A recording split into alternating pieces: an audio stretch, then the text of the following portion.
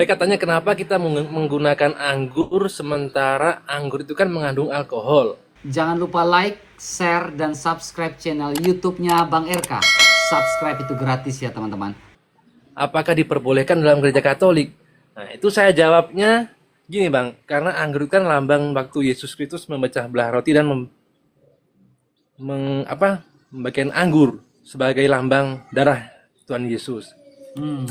Kira-kira bagaimana Bang? Untuk Coba ya, jawaban saya cari jawab dulu ke mereka. Prater. Baik. Ya. Nanti akan masuk ke sejarah sedikit, tapi saya minta dulu kejujuran Bapak dari Pak Kopi Hitam ya. Oke, Pak Kopi Hitam meyakini dalam Ekaristi itu adalah tubuh dan darah Kristus? Yakin Pak? Oke. Sebelum menjadi tubuh dan darah Kristus, lambangnya apa? Dilambangkan dengan apa? Yang dipersembahkan kepada gereja? Anggur. Dan anggur. Ulangi. Anggur. Tadi. Dengan anggur. Ya, satu lagi lupa. Jangan lupa. Apa? Oke.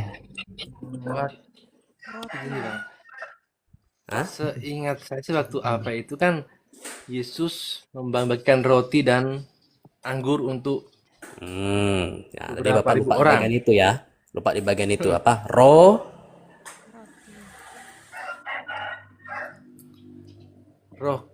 Kudus. Roti dan anggur, roti dan anggur. Dan anggur. Iya, roti dan anggur. Tadi Bapak sudah spoiler loh di perjanjian di perjamuan malam terakhir loh. Sudah paham? Iya, benar. Oke. Iya, paham. Jadi yang terjadi di situ adalah gereja, lebih-lebih dalam gereja Katolik itu meyakini bahwa roti dan anggur itu yang telah dikonsakrir atau menerima yang namanya transubstansi itu menjadi apa? Benar-benar tubuh dan Benar-benar darah Kristus. Tubuh darah Kristus. Ya, berarti sungguh-sungguh betul? Iya. Oke. Untuk pembuktiannya nanti kita akan buat dalam 2 pembanding ya. Dari PB dulu baru ke PL. Oke, Kak Erlin buka Yohanes bab 6 ayat 52 sampai 54. Harus Yohanes alkohol.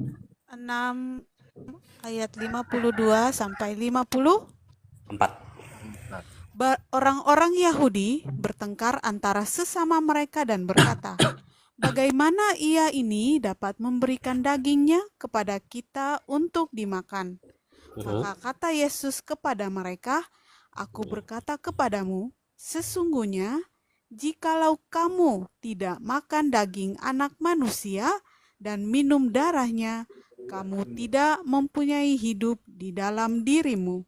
Barang siapa makan dagingku dan minum darahku, ia mempunyai hidup yang kekal, dan aku akan membangkitkan dia pada akhir zaman. Ditutup ayat 55. Disitulah penegasan Ekaristi.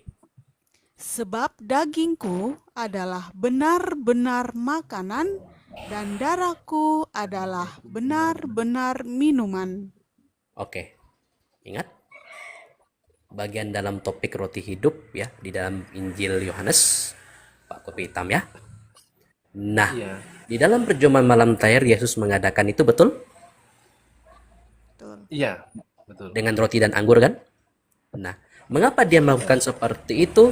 Nah, ingat, ini adalah bentuk dari yang namanya pemenuhan atau bisa dikatakan sebagai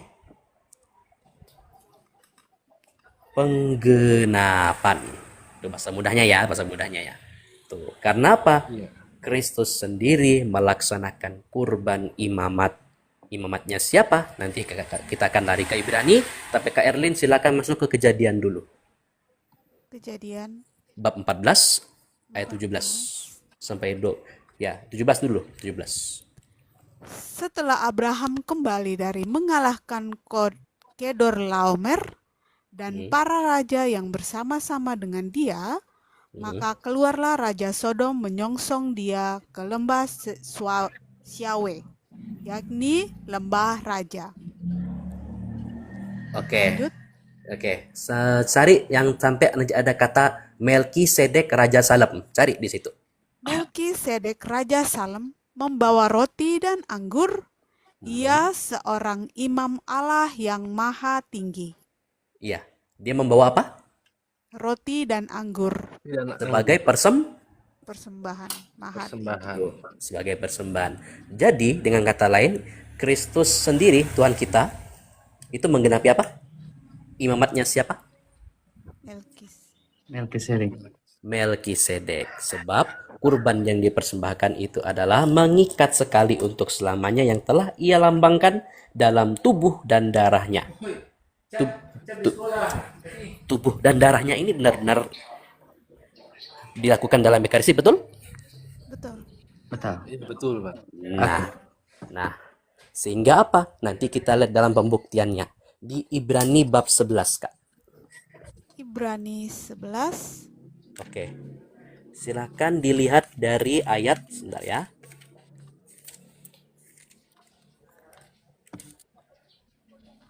Nanti saya tambahkan Bang Kopi Hitam. Ya. Biar Bang Kopi Hitam. Bukan 11, belum 11 Bang berarti. Ya. Mulai dari Ibrani 9 ayat 11. Ibrani 9 ayat 11, tetapi Kristus telah datang sebagai imam besar untuk hal-hal yang baik yang akan datang. Ia telah melintasi kemah yang lebih besar dan yang lebih sempurna, yang bukan dibuat oleh tangan manusia. Artinya, yang tidak termasuk ciptaan ini. Sekarang kita mundur sedikit tentang hubungan antara Kristus dan Melkisedek. Lihat Ibrani 7 ayat 1. Ibrani 7 ayat pertama. Ayat 1. Sebab Melkisedek adalah Raja Salem dan imam Allah yang maha tinggi. Ia pergi menyongsong Abraham ketika Abraham kembali dari mengalahkan raja-raja dan memberkati dia. Oke. Ya. Dan langsung ke ayat 11 dan ditutup di ayat 11, bacakan 11 sampai 12, lalu nanti ditutup di ayat 25 dan 27. Masih di Ibrani 7. Ya, masih di Ibrani. Karena itu, andai kata oleh imamat Lewi telah tercapai kesempurnaan, sebab karena imamat itu umat Israel telah menerima Taurat. Apakah sebabnya masih perlu seorang lain ditetapkan menjadi imam besar menurut peraturan Melkisedek, dan yang tentang dia tidak dikatakan menurut peraturan Harun? Sebab jikalau imamat berubah, dengan sendirinya akan berubah pula hukum Taurat itu. Oke. 20. 5 sampai 27.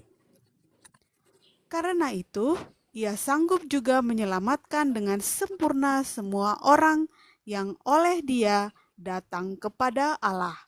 Sebab ia hidup senantiasa untuk menjadi pengantara mereka. Sebab imam besar yang demikianlah yang kita perlukan, yaitu yang saleh, tanpa salah, tanpa noda, yang terpisah dari orang-orang berdosa, dan lebih tinggi daripada tingkat-tingkat surga, yang tidak seperti imam-imam besar lain, yang setiap hari harus mempersembahkan korban untuk dosanya sendiri. Dan sesudah itu, barulah untuk dosa umatnya. Sebab hal itu telah dilakukannya satu kali untuk selama-lamanya, ketika ia mempersembahkan dirinya sendiri sebagai korban. Oke. Sip, gitu ya. Jadi semoga bagian ini mengerti ya. Baik, saya tambahkan ya.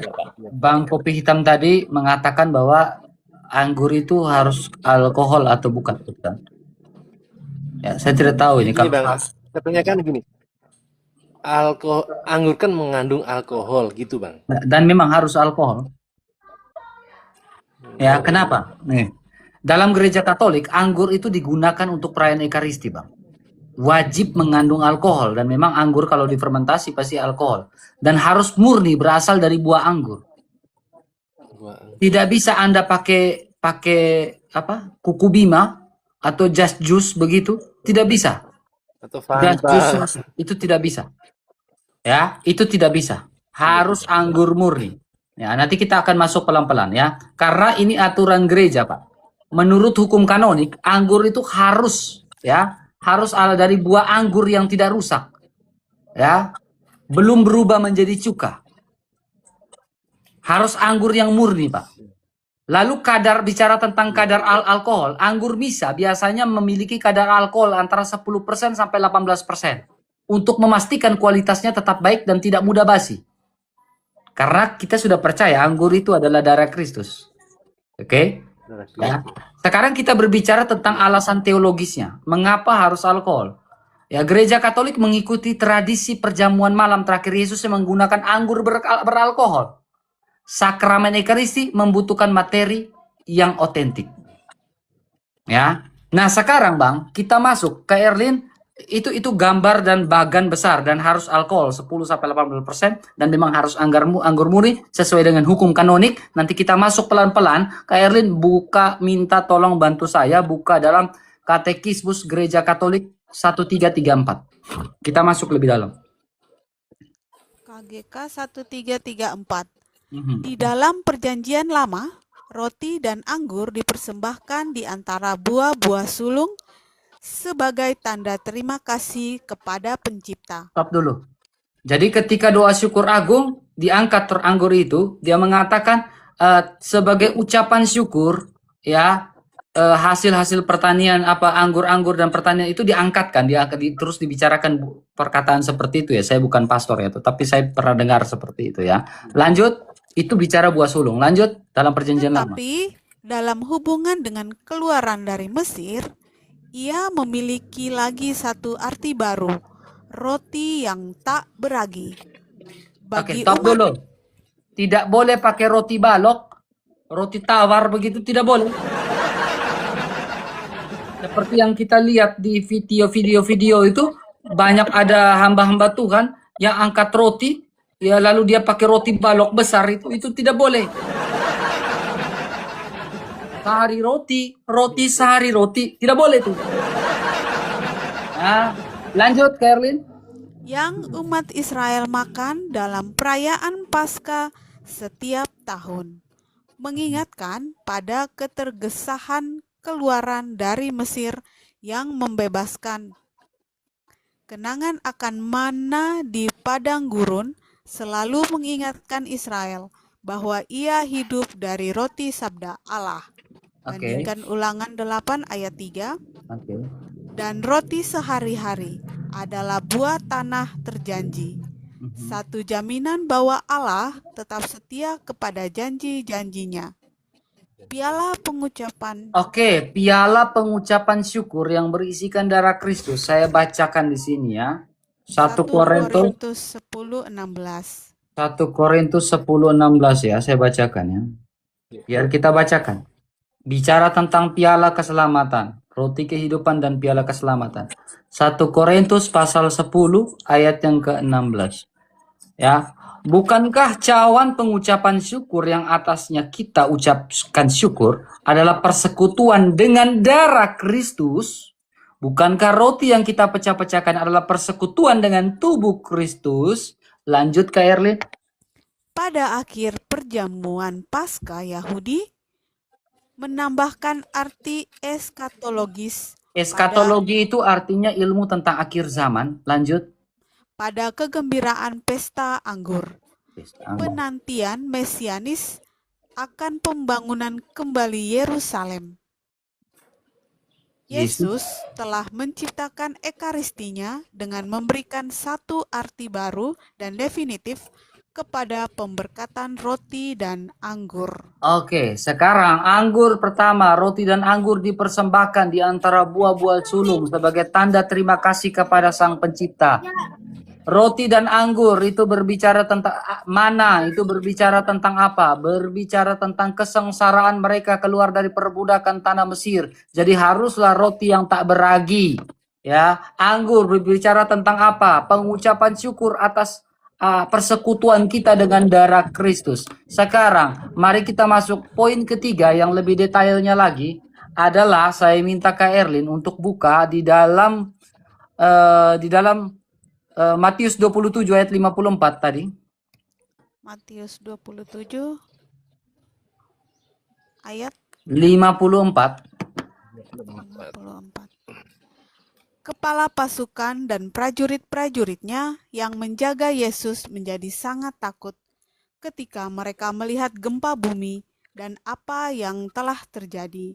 Lalu berkata, "Sungguh, ia ini anak Allah."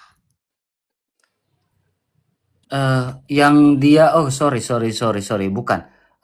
Yohanes 19 ayat yang mana ya, yang keluar darah dan air itu ya. Yohanes 19 ayat Yohanes Yohanes 19 ayat 34, sorry. Yohanes 19 ayat 34. Mhm. Tetapi seorang dari antara prajurit itu menikam lambungnya dengan tombak dan segera mengalir keluar darah dan air. Mengalir keluar darah dan air. Ini bicara tentang apa? Darah dan air adalah dua elemen penting yang melengkapi misteri di dalam Ekaristi sehingga kita kenal dalam doa kerahiman ilahi jam 3 sore itu. Ya, jadi keduanya melambangkan sakramen dalam gereja Katolik, yaitu dalam Ekaristi, di dalam dan baptisan, Kasih. serta persatuan antara kodrat kelahiran Kristus dan kemanusiaannya. Itu bicara tentang darah dan air. Nah, sekarang kita masuk. Darah melambangkan kurban Ekaristi perjanjian baru, air melambangkan sakramen baptisan. Ya. Nah, sekarang kita melihat bahwa di dalam ketika doa syukur agung itu, ya, pastor akan tuangkan yang namanya air yang bercampur dengan anggur, ya. Ya, kita lihat di situ bahwa persembahan ini mencampur sedikit air dan piala dan anggur dalam piala itu. Ya, karena praktek ini sudah ada dalam menurut tradisi, seperti yang Bang BMT, makasih. seperti yang dituliskan dituliskan oleh Santo Cyprianus. Pandangan ini memang harus sudah dilakukan dalam tradisi gereja perdana, ya. Anggur melambangkan darah Kristus sehingga dicampur dalam Ekaristi itu, ya. Dua elemen penting yang melambangkan dua sakramen sekaligus. Seperti itu Bang BMT. Saya pikir jelas harus yang pakai ada alkohol. Jangan pakai kuku bima, jangan pakai roti balok.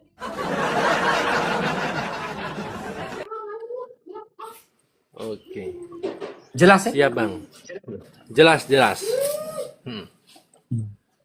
Oke. Itu saja, Bang. Iya, itu aja. Makasih Bang RK. Thank you. Kasih, Bang. Thank you. Thank you. Makasih, Kak.